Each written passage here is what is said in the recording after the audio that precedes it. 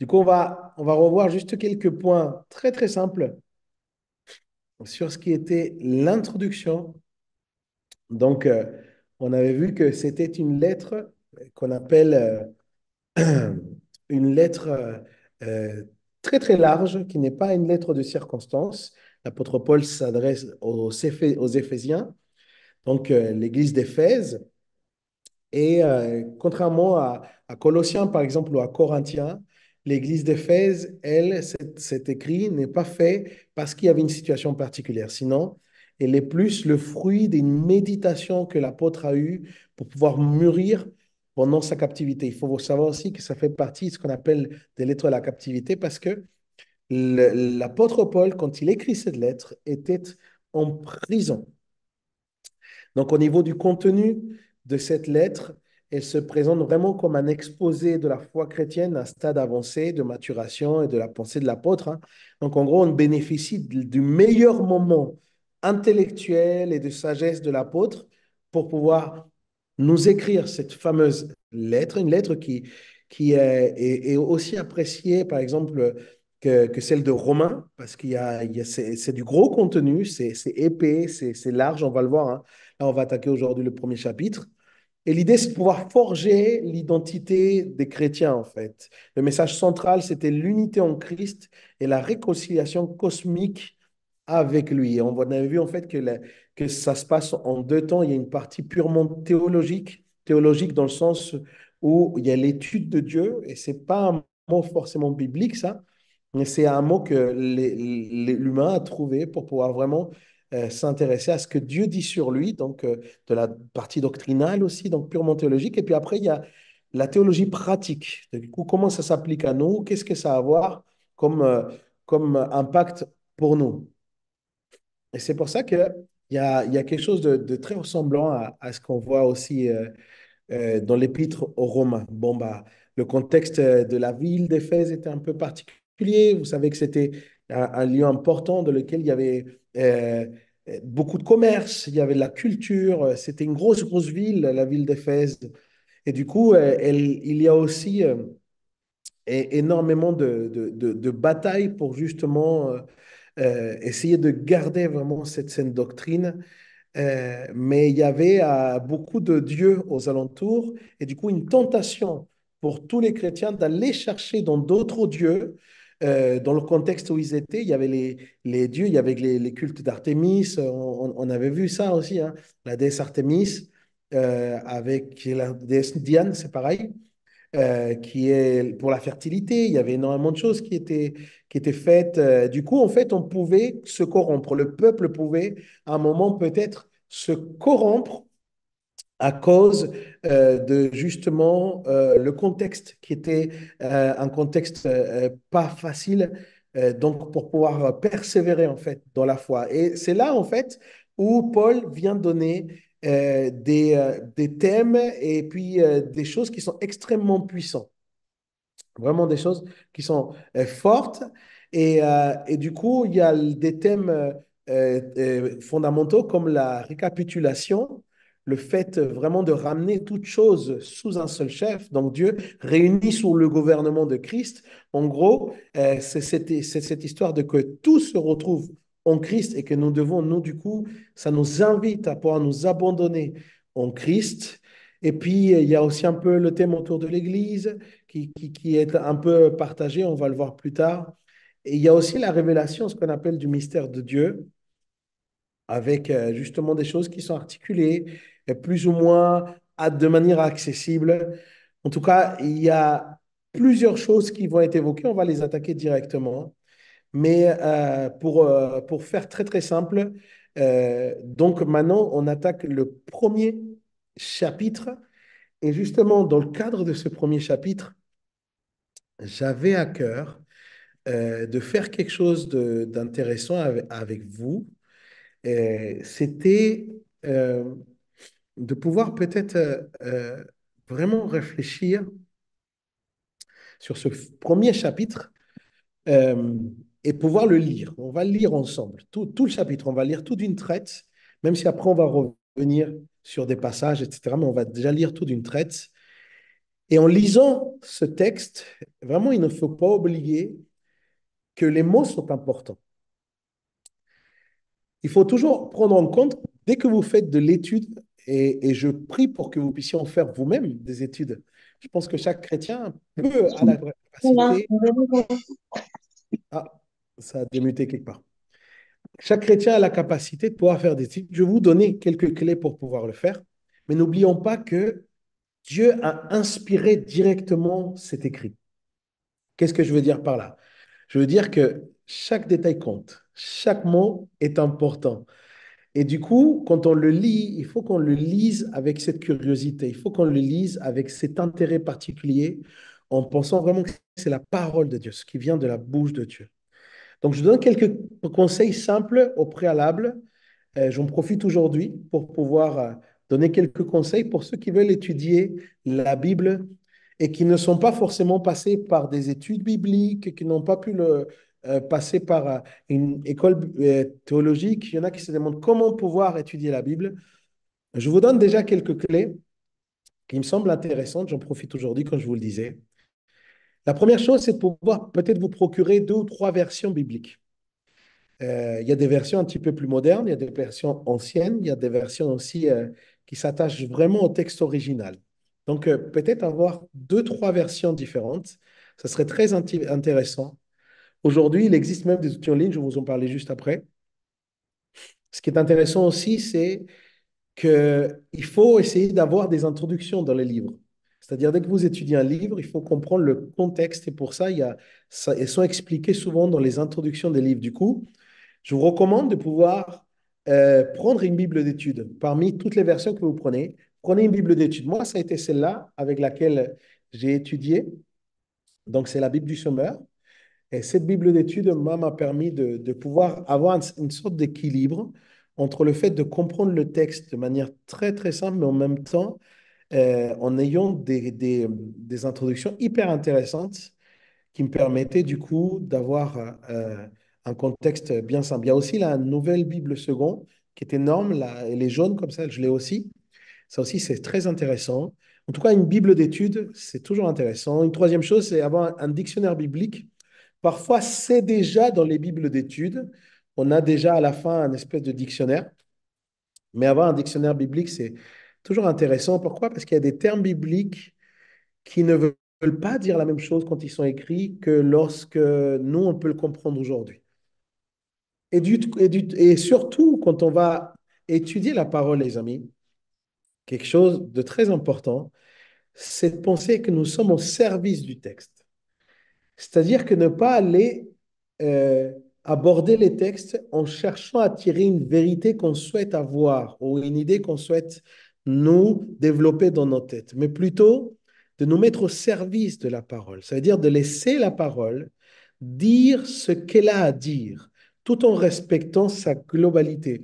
Parfois, il y a des choses qui sont dures, il y a des mots de Jésus qui peuvent sembler hyper durs, mais il ne faut pas essayer de les broder, il ne faut pas essayer de les décorer, histoire qu'ils passent mieux. La parole, elle est dite d'une manière très concrète parce que Dieu l'a voulu ainsi. Donc, en respectant cela, c'est la meilleure manière de pouvoir l'étudier. Donc, à chaque fois qu'on va étudier quelque chose, moi, je me pose souvent ces questions. Première question, de quoi parle le texte? Quel est le thème? Quels sont les sujets qui peuvent être abordés? Et la deuxième chose, c'est que dit l'auteur ou que dit le texte concernant ce même thème. C'est-à-dire, on va annoncer quelque chose, mais à l'intérieur, déjà, il va quelque chose de très concret qui va être dit par l'auteur. Et du coup, c'est ça, en fait, c'est ces deux questions-là qui permettent d'avoir une bonne étude, une saine étude de la parole de Dieu. Dites-moi, est-ce que jusqu'à là, ça va bien? Est-ce que jusqu'à là, tout le monde, hop, tout le monde me suit? Ça va? Ce sont des bonnes clés, ça vous va? Pour pouvoir commencer aussi vous-même des études bibliques. Je pense que c'est important. Je voulais vraiment vous partager ça. C'est très concret. On n'a pas besoin de faire des cours bibliques pour ça. Avec ces quelques outils, voilà, c'est déjà pratique. Comme je vous le disais, il y a un outil qui pour moi est super sur Internet aujourd'hui. Ça s'appelle Top Bible. Top Bible. Vous cherchez Top Bible sur Internet. Et là, vous avez superbe outil. Franchement, moi, je suis épaté de cette proposition qui est faite par, du coup, la base, c'est Top Chrétien qui avait fait ça. Top Bible qui présente différentes versions bibliques, qui présente aussi des commentaires. C'est toujours intéressant d'avoir des commentaires, dictionnaires et autres. Du coup, Top Bible sur Internet, un excellent, excellent outil que je recommande. Je vous recommande parce que c'est gratuit, c'est ouvert à tous. Et c'est un outil que je me sers moi personnellement pour pouvoir préparer mes enseignements, pour pouvoir préparer mes études. On va attaquer maintenant le texte en ayant en tête cela, en ayant en tête vraiment qu'est-ce que dit le texte et qu'est-ce que dit l'auteur finalement concernant le thème dont le texte y fait mention. On y va. Éphésiens chapitre 1. Paul, déjà, ça on peut presque le surligner si vous avez l'habitude de surligner sur la parole de Dieu, surligner ça. Paul, apôtre de qui? Apôtre de Jésus-Christ, pareil, très important. Par la volonté de Dieu, voilà, là on voit la mention de Jésus et Dieu déjà inscrite. Paul, apôtre de Jésus-Christ, par la volonté de Dieu, salue ceux à Éphèse qui appartiennent à Dieu et qui croient en Jésus-Christ. Que notre Père, le Seigneur et le Seigneur Jésus-Christ vous accorde la grâce et la paix. Loué soit Dieu, le Père de notre Seigneur, Jésus le Christ, car il nous a comblés, très important, il nous a comblés de bénédiction de qui? De l'Esprit. Là, on voit maintenant qu'il y a le Père, le Fils et le Saint-Esprit. Bénédiction de l'Esprit dans le monde céleste, en qui euh, pardon, le Père céleste qui toutes sont en Christ. Et là, surligné très fort là, en Christ. Première mention. Deuxième mention, verset 4. En lui, pareil, très important. En lui, c'est comme dire en Christ. Bien avant de poser les fondations de ce monde, il nous avait choisis. Très intéressant. Pour que nous soyons saints et sans reproche devant lui. Puisqu'il nous a aimés, il nous a aussi destinés d'avance. Intéressant à être ses enfants qu'il voulait adopter par Jésus-Christ. Voilà ce que, dans sa bonté, a voulu pour nous, afin que nous célébrions la gloire de sa grâce qu'il nous a accordée en son Fils bien-aimé. Pareil, on marque en son Fils bien-aimé. Ensuite, verset 7, pareil, en Christ, on marque. Très important. C'est tout le sujet de notre étude. Hein. Parce qu'il s'est offert en sacrifice, nous avons été délivrés. Nous avons reçu le pardon de nos fautes. Dieu nous a ainsi manifesté dans toute sa richesse. Et il a répandu sur nous, très beau ça, répandu sur nous avec surabondance, en nous donnant pleine sagesse et pleine intelligence, pour que nous connaissions le secret de son plan. Secret, intéressant comme mot. Ce plan qu'il a fixé à l'avance dans sa bonté, en qui?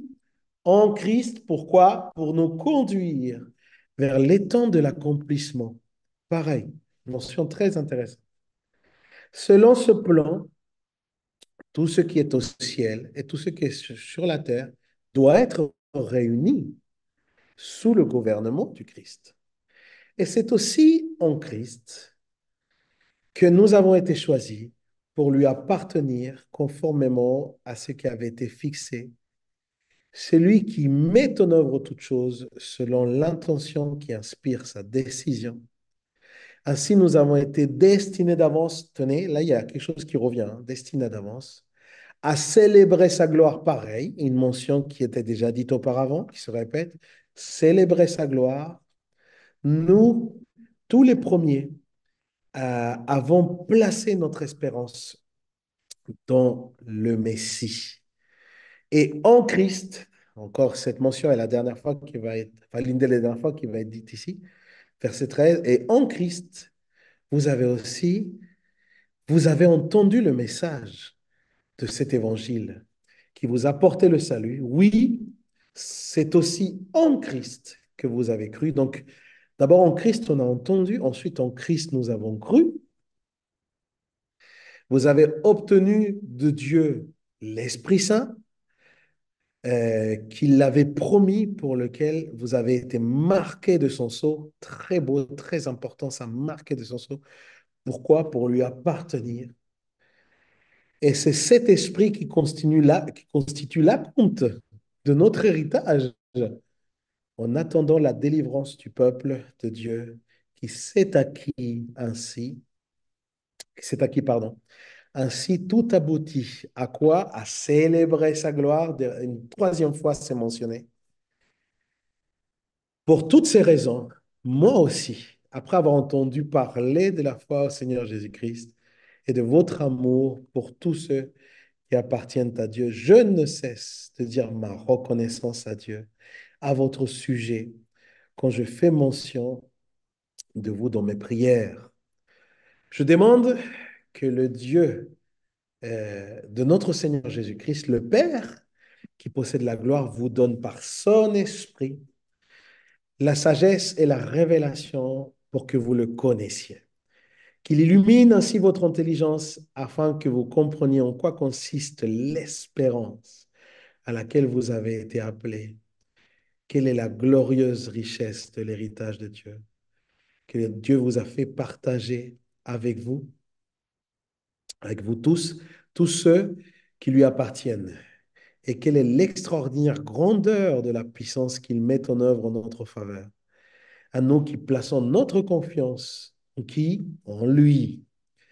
Cette puissance, en effet, il l'a déployée de toute sa force en faisant agir dans le Christ lorsqu'il l'a ressuscité d'entre les morts et l'a fait siéger à sa droite dans le monde céleste. Là, le Christ est placé bien au-dessus de toute autorité et de toute puissance, de toute domination, de toute souveraineté, au-dessus de tout nom pour qu'il puisse être cité, pardon, non seulement dans le monde présent, mais aussi dans le monde à venir. Dieu a tout placé sous ses pieds et ce Christ qui domine toutes choses, il l'a donné pour chef de l'Église, qui est son corps, lui en qui habite la plénitude de Dieu qui remplit tout en tous. Amen. Nous venons faire de lecture donc de ce premier chapitre et je ne sais pas vous, mais moi, j'ai limite envie de dire déjà waouh. En lisant ça, on se rend compte qu'on s'attaque à du costaud. Ça va être du costaud. Alors, donc comme je vous le disais, pour faire très simple, très intéressant, lorsqu'on approche un texte comme ça, pour l'étudier, nous devons déjà observer le texte. C'est ça qui va être intéressant. C'est d'avoir une observation du texte, c'est-à-dire qu'il faut déjà essayer de voir quelles sont les choses qui ressortent du texte. On peut l'observer pour essayer de comprendre les choses, en tout cas, qui semblent importantes ici à comprendre. Voir aussi les choses qu'on ressent qui se répètent, les choses qui sont un peu en premier lieu, ensuite en deuxième lieu, etc. Et comme ici, il s'agit d'une lettre, on l'a dit dans l'introduction, il est important de connaître déjà donc l'auteur et le destinataire, par exemple. C'est important de connaître le quand, pour quel besoin. Quand on étudie quelque chose, c'est toujours des questions qu'on doit se poser. Et du coup, là, je laisse que vous puissiez démuter vos micros. Ça va être l'instant de 5 minutes, enfin, même pas 5 minutes, une petite minute, démutez vos micros. Et je vous pose déjà la question, pour vous, de quoi parle le texte? Donnez-moi des mots-clés. De quoi parle le texte pour vous, ce qu'on vient de lire? Je vous écoute. Ouais, c'est Philippe là. J'ai toujours entendu parler de prédestination. Est-ce que Prédestination. est-ce que c'est le cas là? C'est le cas. Très bien. Merci beaucoup pour ce mot. Prédestination, on retient. Est-ce qu'il y a un autre mot fort, les amis, que vous avez retenu lors de cette lecture? Est-ce qu'il y a quelque chose qui ressort? ou peut-être des phrases Bénédiction. qui se répètent. Les bénédictions en nous. Bénédiction, très bien. Bénédiction, et il n'y a pas écrit simplement bénédiction, il y a écrit bénédiction quoi? De l'esprit. Spirituelle. De l'esprit. Chrétienne. Mhm. Bénédiction spirituelle, très bien. Est-ce qu'il y a autre chose qui vous a marqué? Mhm. Que Christ a toute autorité. Le Christ a toute autorité. Très bien. Donc, en gros, ce qu'on appelle la seigneurie de Christ. Hmm. Très bien. La grandeur de Il y a Dieu. quelque chose d'autre? La grandeur de Dieu. La grandeur de Dieu. OK. Christ est le chef. Le chef. OK. Mm. Et une dernière? Et à parler maintenant ou taisez-vous à jamais? Nous a, qui nous a marqué de son sceau. Marqué de son sceau. OK. Hmm. Je cherchais une autre encore. Sa volonté. La volonté, exactement. La souveraineté. Mm. La On va la couverture, voir. son sang. Et puis, c'est quoi le titre de notre étude? En lui. En Christ. En lui, en Christ. Christ. Christ. Waouh, super. Et comme vous l'avez vu, c'est omniprésent. En Christ, en lui. Waouh, très important. Donc, voilà les mots-clés qui ressortent. Vous pouvez muter maintenant vos caméras, vos ordinateurs. Donc, vous l'avez bien vu, vous l'avez bien discerné. C'est vraiment quelque chose de très, très bien. Hop, je vais rétrécir un petit peu ma caméra. Euh, de quoi parle le texte? Première question. On peut prendre ça comme un grand A. De quoi parle le texte? Du coup, on va déjà parler donc de l'expéditeur et du destinataire, puisque c'est par ça que commence le texte. Donc, nous pouvons le remarquer dès le début. Cette lettre, l'apôtre fait mention de lui-même tout de suite. Le premier mot qui apparaît dans cette lettre, c'est le mot Paul. Paul. Et je ne sais pas si vous savez, mais la raison pour laquelle ça commence par Paul, mais en fait, Euh, aujourd'hui, nous avons l'habitude de signer, ça c'est la signature, hein, Paul, hein, c'est sa signature. Mais nous avons l'habitude de signer les lettres plutôt en bas, n'est-ce pas, hein? À la fin des lettres, on a l'habitude de signer. Mais il faut comprendre qu'à l'époque, ces écrits étaient dans des rouleaux.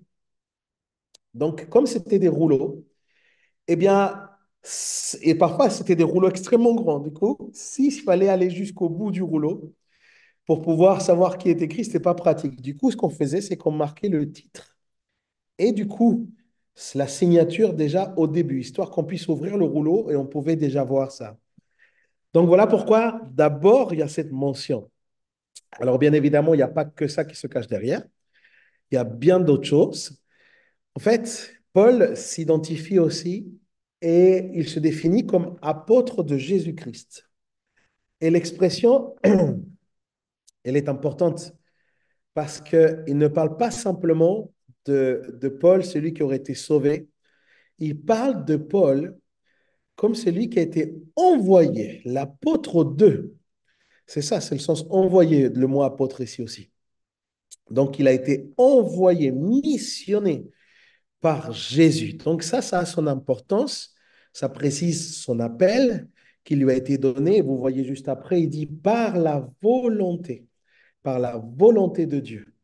En faisant cela, il reconnaît que lui n'y est pour rien. Ce n'est pas sa volonté, ce n'est pas non plus grâce à lui, ce n'est pas à cause de ses capacités, ce n'est pas à cause de ses mérites. L'apôtre Paul reconnaît qu'il est apôtre, non pas parce qu'il parle plein de langues, parce qu'il a un bon contexte, parce qu'il avait appris la loi sur le bout des doigts, parce qu'il venait d'un milieu plutôt privilégié. Ce n'est pas à cause de ça. Il n'y est pour rien. En disant, par la volonté de Dieu, il affirme le fait que c'est juste la volonté de Dieu. Ce n'est pas par ses œuvres. OK? Cette lettre, elle est destinée, comme on peut le voir, aux Éphésiens. Mais attention, très important aussi. On le voit dès le début, ce n'est pas destiné à tous les Éphésiens. Il est destiné à ceux qui, à Éphèse, appartiennent à Dieu et qui croient en Jésus-Christ. Ah, intéressant. Ce n'est même pas pour l'Église dans son entièreté, le lieu de culte là-bas, c'est pas pour ça. Non. Une autre version dit c'est pour les saints. Vous avez peut-être cette version-là qui s'adresse aux saints d'Éphèse. Ce qui se traduit comme le fait d'être mis à part pour Dieu. Donc, ceux qui sont mis à part pour Dieu. En gros, de manière très concrète, Paul s'adresse aux convertis. Paul s'adresse aux vrais disciples de Jésus. Paul s'adresse aux nés de nouveau. Et ça va avoir toute son importance par rapport à tout ce qu'on a lu par la suite. Ce n'est pas pour n'importe qui. Ce n'est pas pour les sympathisants qui parfois apparaissent dans l'Église et après disparaissent. Eux, ils vont jamais vivre les réalités du royaume de Dieu qui appartiennent à ceux qui sont en qui? En Christ. Donc, c'est une condition. Verset 2. C'est assez long, donc je vais un peu rythmer ça, d'accord? Que notre Dieu Père et que notre Dieu Père et le Seigneur Jésus-Christ vous accordent la grâce et la paix. Ça, de manière très simple, c'est la salutation habituelle de Paul. On peut d'ailleurs identifier ses écrits à cette aussi salutation. Ça aide à affirmer justement que cette lettre lui appartient.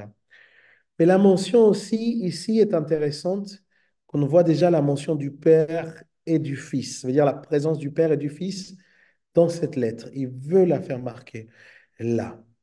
Mais vous me direz, ben, dans ce cas-là, on a le Père et le Fils, mais il n'y a pas le Saint-Esprit. Eh bien, le Saint-Esprit va venir juste derrière. Et du coup, on va voir ce Dieu trinitaire qui va être aussi montrer l'utilité, dans le sens, le pourquoi, les raisons de la nécessité de ce Dieu trinitaire par rapport à ce que nous pouvons vivre en Christ. Très, très intéressant aussi. Donc, c'est Dieu le Père aussi qui, n'oubliez pas, et le Fils qui envoie le Saint-Esprit. Comment ça se passe? À un moment, le Père envoie le Fils. Il l'envoie sur terre. Le Fils accomplit sa mission. Une fois que le Fils accomplit sa mission, le Père reprend le Fils. Donc, le Fils, Jésus revient au ciel. Et du coup, c'est le Père et le Fils qui envoient le Saint-Esprit maintenant sur la terre pour les chrétiens, avec une mission spécifique. Donc, voilà un peu pour comprendre les mentions et ce qui va être écrit ici. Concernant le sujet et le thème, là, on le voit un peu plus dans le verset 2. Tout ça, ça fait partie un peu de la grande introduction que lui-même il fait dans ce même chapitre, hein, l'apôtre Paul. Loué soit Dieu.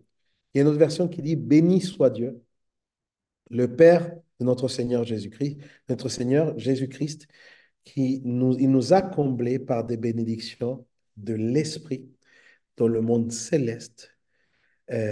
Toutes sont en Christ. En lisant cela, peut-être on pourrait se dire que si ça appartient au monde céleste, il faut peut-être attendre. Il faudrait peut-être attendre pour pouvoir parvenir à ce monde céleste. Il faudrait peut-être attendre le paradis, il faudrait peut-être attendre le monde de l'au-delà pour pouvoir accéder à cela. Mais plus on va avancer, plus on va se rendre compte que ce n'est absolument pas le cas, puisqu'il y a cette mention, et c'est le thème de notre étude, la mention en Christ, qui est vraiment la clé. Il semblerait donc que je ne dois pas attendre, mais plutôt considérer que toutes ces bénédictions sont pour aujourd'hui et pour maintenant. C'est la bonne nouvelle, les amis. Ce qui est écrit là, c'est pour maintenant et c'est pour aujourd'hui, à une seule condition, c'est que je sois en Christ. Ce qu'on peut dire aussi, c'est qu'en vue des écrits de Paul, toutes ces bénédictions, elles se perfectionnent dans le futur. Elles deviennent de plus en plus grandes, elles deviennent de plus en plus euh, merveilleuses. Et une fois dans sa gloire, tout cela va être complet en plus. On continue verset 4. En lui, bien avant de poser les fondations de ce monde, il nous avait choisis, important, pour que nous soyons saints, sans reproche, saints et sans reproche devant lui. En voyant ces différents éléments, déjà jusqu'au verset 4, on peut déjà répondre à cette fameuse question de quoi parle le texte. Le texte parle, retenez ça, le texte parle des bénédictions spirituelle du Dieu trinitaire pour ceux qui sont en Christ. Je répète ça. Si on peut le marquer sur le TikTok, ça serait cool. Les bénédictions spirituelles du Dieu trinitaire pour ceux qui sont en Christ. Donc, les bénédictions spirituelles du Dieu trinitaire, le Dieu Père, Dieu Fils et du Saint-Esprit, pour ceux qui sont en Christ. Voilà de quoi parle le texte. Et maintenant, on peut poser la deuxième question. Que dit le texte sur le sujet? Que dit l'auteur sur cela? En gros, on arrive à ce deuxième volet qui s'est posé la question, du coup, quelles sont les bénédictions spirituelles dont le texte parle? Et là, on arrive dans quelque chose d'extrêmement intéressant. Donc là, du verset 1 au 6. On va aller déjà du verset 1 au 6. OK? Enfin, pardon, du verset 3 au 6. Du verset 3 au 6, parce que du verset 3 au 6, je trouve que il est question essentiellement du fait d'être choisi et d'être prédestiné. Choisi et prédestiné. Voilà ce qui est écrit ici. Au verset 4, par exemple, il dit, en lui, bien avant de poser les fondations de ce monde, il nous avait choisis pour que nous soyons saints et sans reproche devant lui. En gros, c'est lui qui nous a choisis. Premier point, très intéressant. Il nous a choisis, c'est lui qui nous a choisis, mais il nous a choisis en lui. C'est une notion théologique. Il nous a choisis en lui. OK? Ce qui veut dire que c'est l'action de la part de Dieu. Nous n'avons pas choisi Dieu, les amis. On ne choisit pas Jésus. C'est Jésus qui nous choisit. Très important. Très important. On peut accepter quelque part ce choix ou pas, mais c'est Dieu, lui, qui nous choisit. OK? Donc, c'est ça qu'il dit. Il nous a choisis en lui. C'est l'action de la part de Dieu et aucunement de notre part. Tu y es pour rien. Tu y es pour rien, vraiment. Ce n'est pas parce que tu es beau gosse ou tu es belle gosse. OK? Ce n'est pas parce que tu es sympathique ou parce que tu fais des heures sup alors qu'on ne te demande pas forcément. Ce n'est pas à cause de ça. C'est Dieu qui a fait son choix. C'est l'action de la part de Dieu. En plus, il dit avant la fondation du monde. Cela fait référence au quand. Quand est-ce qu'il l'a fait? Eh bien, Dieu avait son plan. Dieu savait tout. Dieu savait tout. Il savait qu'il allait y avoir la création. Et Dieu savait aussi qu'il allait y avoir la chute. Et parce qu'il savait aussi qu'il allait y avoir la chute, il avait déjà prédestiné la rédemption, le plan de salut. Donc, tout était déjà, avant la fondation du monde, nous étions déjà dans le cœur de Dieu. Nous étions déjà dans le projet de Dieu qui était de nous sauver. Est-ce que ce n'est pas merveilleux ça? C'est extraordinaire, c'est vraiment extraordinaire. Troisième chose, pour que nous puissions être saints et sans tâche. Là, ça parle de notre destinée, de l'objectif. Voilà ce que Dieu veut faire de nous. Il veut nous sanctifier. L'objectif pour nous, son rôle à lui, ce que lui veut faire dans notre cœur particulièrement, c'est nous sanctifier, nous rendre sans tâche. Ça fait appel à cette mise à part que le Seigneur fait avec nous. On l'a déjà vu si vous avez été dans les messages récemment, quand on a parlé sans rite ni tâche, on a vu que cette œuvre, c'est le Seigneur qui l'a fait. L'œuvre de sanctification, c'est le Seigneur qui l'a fait en nous. Nous participons, mais c'est vraiment l'œuvre du Seigneur en nous. Ensuite, il dit, dans l'amour, il nous a prédestinés. C'est très fort. Dans l'amour, il nous a prédestinés. Verset 5, hein. Puisqu'il nous a aimés, il nous a aussi destinés d'avance. Très fort. C'est la raison de la prédestination. Là, il parle de prédestination, effectivement. Et voilà la raison. La raison, c'est l'amour. OK? Il nous a aimés. C'est tellement beau, c'est tellement important. Ensuite, il va parler l'objectif. Il voulait nous faire part de sa famille, puisqu'il dit c'est pour l'adoption en tant qu'enfant, pour que nous puissions devenir famille avec lui. Et ce concept est extrêmement important, puisque là, on va toucher à ce qui est l'héritage, ce que nous avons en Christ. Et voilà ce qui se passe. S'il y a un fils unique dans une famille, comme c'était le cas de Jésus, s'il y a un fils unique dans une famille, eh bien, ça veut dire aussi que tout l'héritage de Dieu était pour ce fils unique. Et quand Dieu, il nous a fait part de cette famille, lui et le fils unique se sont mis d'accord quelque part pour nous partager ce qui était légitimement pour un seul, qui était Jésus. Et ça parle du grand amour de Dieu pour nous. C'est fort, c'est merveilleux, hein. Il y avait un fils dont l'héritage était tout à fait légitime, le fils légitime. Nous nous sommes adoptés. C'est merveilleux, vraiment. Pour lui, nous dit la suite, pour lui, par Jésus-Christ. Pour lui, par Jésus-Christ, là, ça commence à parler de l'œuvre de rédempteur, l'œuvre de rédemptrice de Christ. Il dit selon sa bonté. Ça veut dire quoi? Ça veut dire qu'il a plu à sa volonté. Et là, ça parle de la souveraineté de Dieu.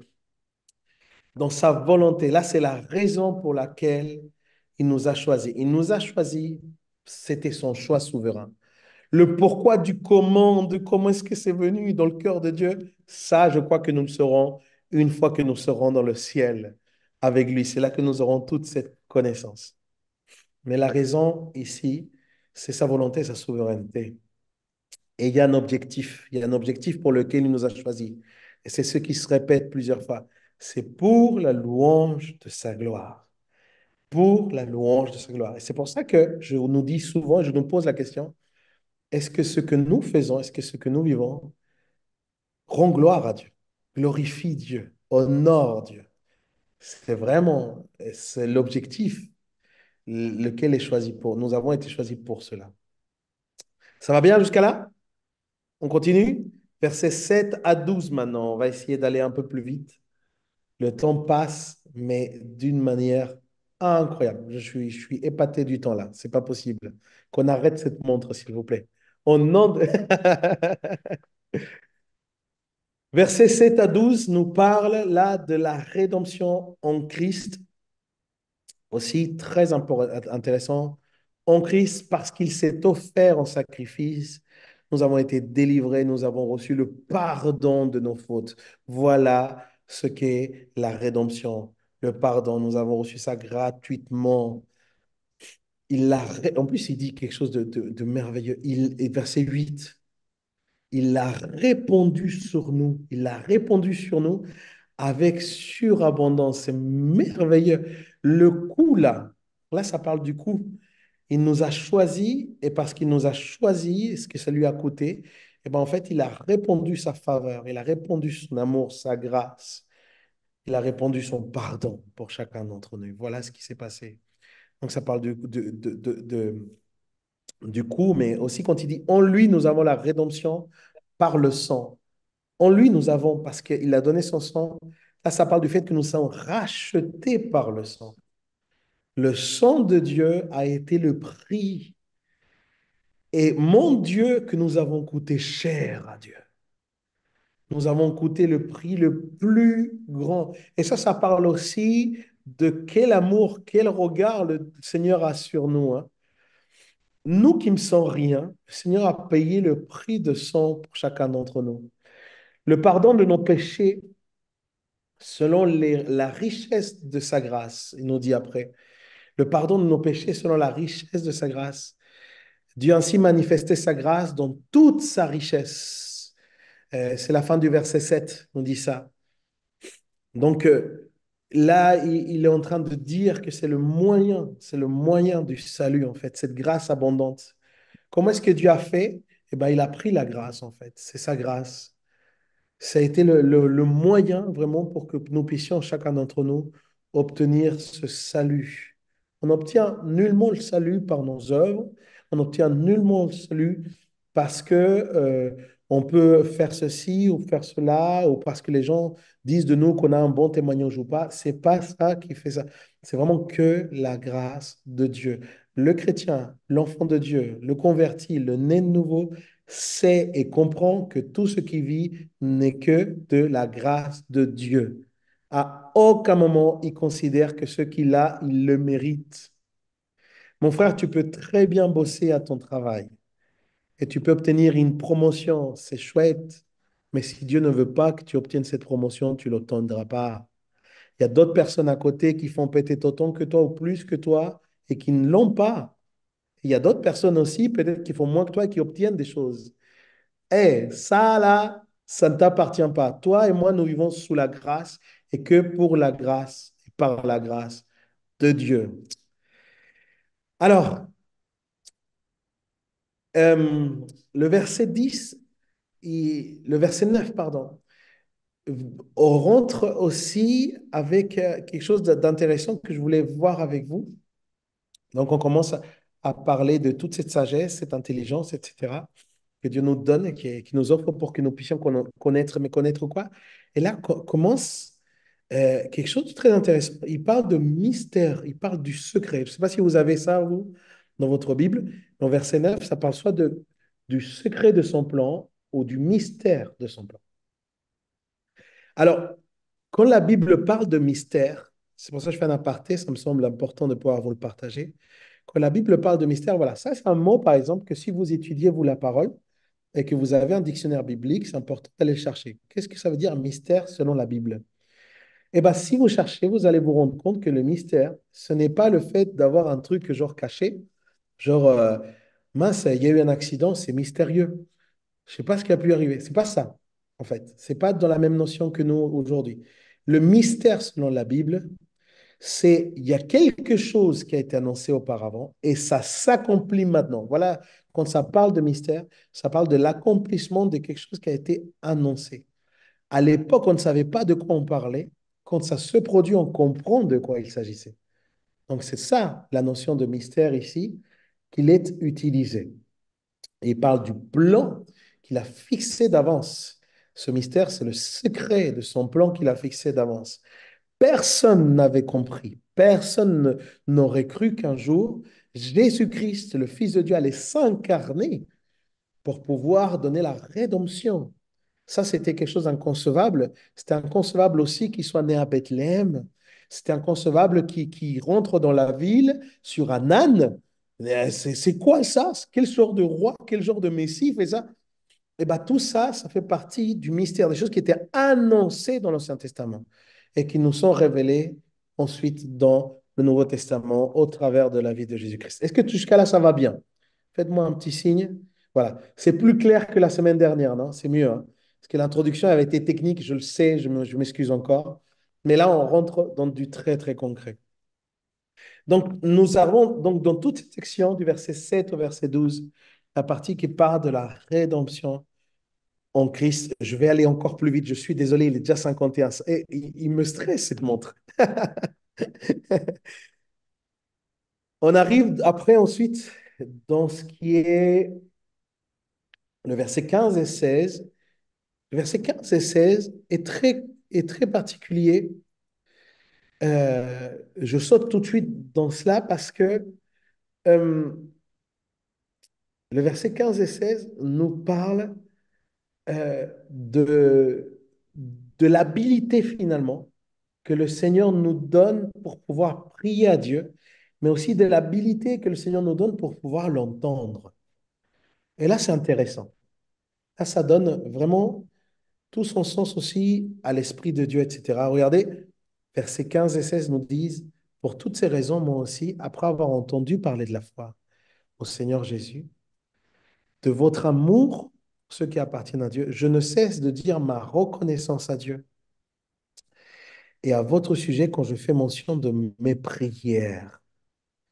Donc, ce verset 16 commence à nous parler en fait de quelque chose d'intéressant, c'est que forcément, la révélation que Dieu nous donne, l'intelligence que Dieu nous ouvre, doit nous pousser à cette relation au travers de la prière, mais aussi à une vie de prière dans la reconnaissance. Il ne peut pas y avoir que de la prière de requête, il faut qu'il y ait une place importante. Sachant tout ce que nous avons en Christ, il faut que la reconnaissance fasse vraiment partie principale de notre prière. Vraiment, c'est extrêmement important. Le verset d'après parle de la sagesse et la connaissance. le verset 17, il nous dit, je demande à Dieu, le Seigneur Jésus-Christ, le Père, que le Père qui possède la gloire vous donne par son esprit, regardez, c'est très important, cette mention de par son esprit. Je vous le disais, hein, dans cet épître, il y a une présence du Père, du Fils, du Saint-Esprit. Le Père, c'est celui qui commande, celui qui envoie, celui qui donne quelque part le chef, le maître, en fait, dans les instructions. Jésus, c'est celui par qui et en qui surtout nous avons tout, mais l'Esprit, c'est celui qui provoque l'action en nous. C'est vraiment par l'œuvre de l'Esprit, finalement, que nous pouvons obtenir ce qui nous est promis en Christ. Donc, par son Esprit, sagesse et révélation pour que vous le connaissiez. Regardez bien, sagesse et révélation, non pas pour que vous puissiez vous vanter que vous avez une immense tête, non pas pour que vous puissiez vous vanter que vous avez plein de connaissances, non pas pour que vous puissiez devenir un expert en conseiller, je ne sais pas quoi, ou un coach, je ne sais quoi, bref. C'est un objectif, c'est pour que vous le connaissiez. C'est pour notre relation avec Dieu. Il nous donne tout pour que nous puissions approfondir encore plus. Regardez ce qu'il dit, verset 18. Très, très beau. Il illumine ainsi votre intelligence afin que vous compreniez en quoi consiste l'espérance. On parlait tout à l'heure du mystère. Il y a aussi un autre mystère très fort dans l'Évangile, c'est le mystère de l'espérance. L'espérance à laquelle vous avez été quoi? Appelés. Mot important, vous avez été appelés. Quelle est la glorieuse richesse de l'héritage que Dieu vous a fait partager avec tous ceux qui lui appartiennent? Là, on parle encore de cette notion de partage d'héritage. Il y avait un héritage qui était légitime pour le Fils unique. C'est un héritage qui nous est partagé. Et quelle extraordinaire grandeur, verset 19, de la puissance qu'il met en œuvre en notre faveur pour que nous puissions placer notre confiance en lui. Cette puissance, en effet, il l'a déployée dans toutes ses forces. Et là, à partir du verset 19, les amis, à partir du verset 19 jusqu'au verset 23, il va rentrer dans une section extrêmement importante qui parle de la seigneurie de Dieu. Seigneurie de Jésus, pardon. La seigneurie de Jésus. Et c'est l'un des textes les plus beaux, sincèrement. C'est l'un des passages les plus beaux qui va nous décrire en quoi consiste vraiment le fait que nous disions Jésus est notre Seigneur. Quand nous disons le Seigneur Jésus, voilà ce que ça veut dire quand nous disons Seigneur Jésus. Et quelle est l'extraordinaire grandeur de la puissance qu'il met en œuvre en notre faveur quand nous plaçons notre confiance en lui. Cette puissance, en effet, il l'a déployée toutes ses forces en la faisant agir dans le Christ lorsqu'il l'a ressuscité d'entre les morts et il l'a fait siéger à sa droite dans le monde céleste. Là, le Christ est placé bien au-dessus de toute autorité, de toute puissance, au-dessus, je répète, au-dessus de toute puissance. Je répète encore, au-dessus de toute domination, au-dessus de toute souveraineté, au-dessus de tout nom qui puisse être cité, non seulement dans le monde à présent, mais aussi dans le monde à venir. Dieu a tout placé où? Sous ses pieds. Dieu gouverne. Dieu, il est en haut, les amis. Jésus-Christ, il est en haut. Et ce Christ qui domine toutes choses, il l'a donné pour chef à l'Église. Amen. C'est merveilleux que le chef ne soit pas le pasteur. C'est merveilleux, les amis. Je vous dis, c'est la plus bonne nouvelle. Lorsque le chef devient un homme, l'Église ne subsistera pas. Mais si c'est Dieu le chef, si c'est Christ le chef, ah là là, alors nous allons vivre tout ce qu'il a promis, la plénitude de Dieu. Qui est son corps? Lui en qui habite la plénitude de Dieu et qui remplit quoi? Il remplit tout, en tous. Les amis, si vous et moi avons un semblant de vide dans notre vie, si vous et moi passons par des situations dans lesquelles nous avons l'impression que nous sommes creux, etc. J'ai une bonne nouvelle. Dieu remplit tout. Pour tous ceux qui passent par des deuils, mes amis, Dieu remplit tout. Pour tous ceux qui passent par des désamours, Dieu remplit tout, les amis. Pour tous ceux qui ont un être cher qui est parti, c'est très important de considérer cela. Dieu remplit tout, tous les amis. Et c'est en lui que nous avons tout. C'est merveilleux. Je vais finir avec ça. Je reviens un petit peu plus haut. Je vais vous parler un petit peu de cette rédemption aussi. Le verset 13, j'avais un petit peu remarqué une dynamique là, qui s'entame. Là, c'est important. Je me permets de le parler parce qu'il y a des gens qui sont sur le TikTok et qui peut-être entendent le message de Dieu pour la première fois. Regardez ce qui est écrit le verset 13. Et en Christ, vous aussi, vous avez entendu le message de vérité. Très intéressant. D'abord, entendre. Cet évangile qui vous a apporté le salut. Donc, on l'entend. Ensuite, parce qu'on l'entend, on obtient le salut. Oui, c'est aussi en Christ que vous avez cru. Et pourquoi est-ce qu'on obtient le salut? Parce que nous avons cru. Vous avez obtenu de Dieu l'Esprit Saint qu'il avait promis, pour lequel il vous a marqué aussi de son sceau. Je voulais vous parler de ça. Ah, il fallait que je vous parle de ça. De son sceau pour lui appartenir. C'est cet esprit qui constitue la compte de notre héritage en attendant la délivrance du peuple que Dieu s'est acquise. Ainsi, tout est abouti à célébrer sa gloire. Très important. C'est quoi cette histoire de sceau? Ceux qui étaient là pour l'Apocalypse, ils savent un peu. Le sceau est la marque de Dieu. Le sceau est la marque de Dieu sur nous. On parlait de prédestination, on peut aussi le marquer. Bim, il y a un sceau de prédestination. C'est très important et c'est très, très beau comme notion. Un sceau qui marque l'appartenance. Attention, lorsque nous appartenons à Dieu, nous n'appartenons plus à nous-mêmes. Lorsque nous appartenons à Dieu, nous ne sommes plus nos propres dieux.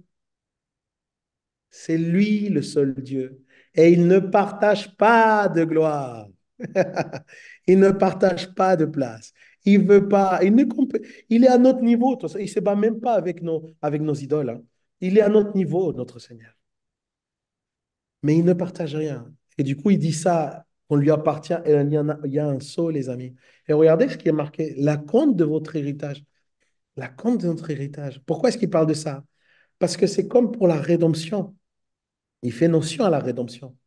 Il fait notion au prix, à ce qui a été payé, la compte de notre héritage. Nous avons déjà cela parce qu'il y a eu déjà le sang qui a été versé. Et parce que le sang a été versé, que nous appartenons à Christ, eh ben, l'Esprit de Dieu est en nous. Et si l'Esprit de Dieu est en nous et que du coup, il nous place en Christ, l'Esprit fait ça. L'Esprit vient et il nous place en Christ. Et s'il nous place en Christ, alors nous sommes co-héritiers.